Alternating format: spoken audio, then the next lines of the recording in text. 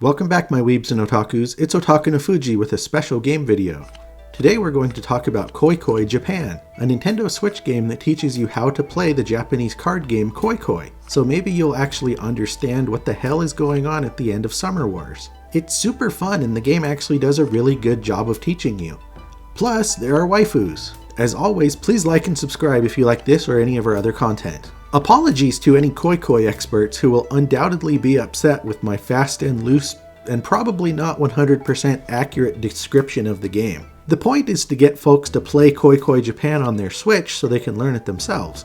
So don't get mad at me because I'm literally just picking the first match I see without thinking about how they would actually make combos.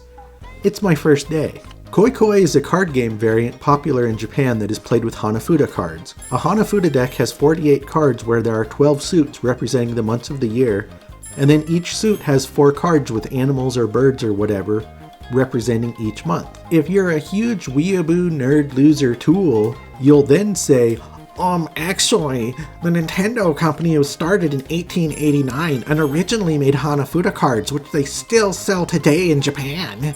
Or, probably you should keep that to yourself. Nerd. If you want to play with Hanafuda cards for real, you need to memorize all of the suits and symbols and actually learn how they all go together. Luckily for us, this video game, Koi Koi Japan, basically does all of the work for you.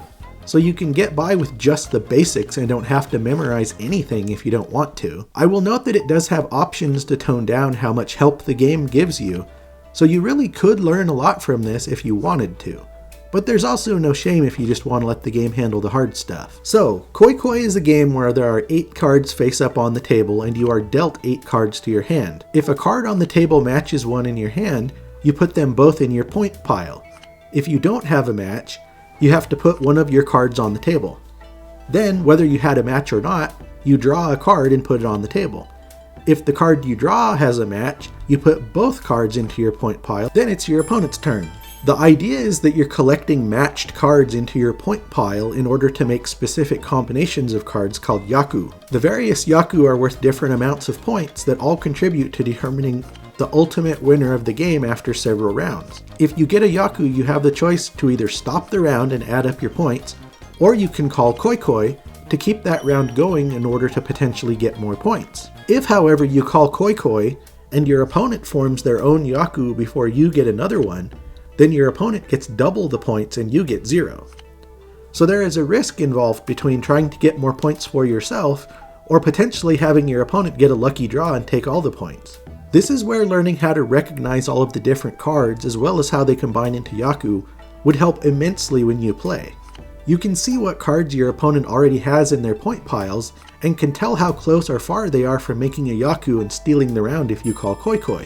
Or you can totally just wing it like I do and still get by pretty well. As I said earlier, this game handles pretty much everything for you. It shows you what matches you can make and automatically puts the yaku together and tells you how many points they're worth. Whether you put in the effort to learn everything or just let the game handle it all, it's a really surprisingly fun game to play either way.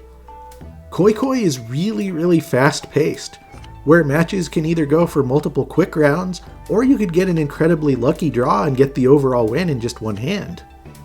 It's luck and skill and strategy, and after learning even just the basics, I can see why it has been popular for centuries now. Koi Koi Japan for Nintendo Switch costs $10 and is pretty good all around. It has a good tutorial to teach you the basics, and then a neat single-player mode where you challenge players across Japan to unlock postcards of famous landmarks. And there are also options to adjust how much help the game gives you, and the game has waifus. You get to choose from several different busty ladies to guide you through the world of Koi Koi, and they're all pretty great looking. As if you expected anything else from this channel. Ha! So when you put all of this together, you can kind of then connect the dots on what's happening at the end of Summer Wars.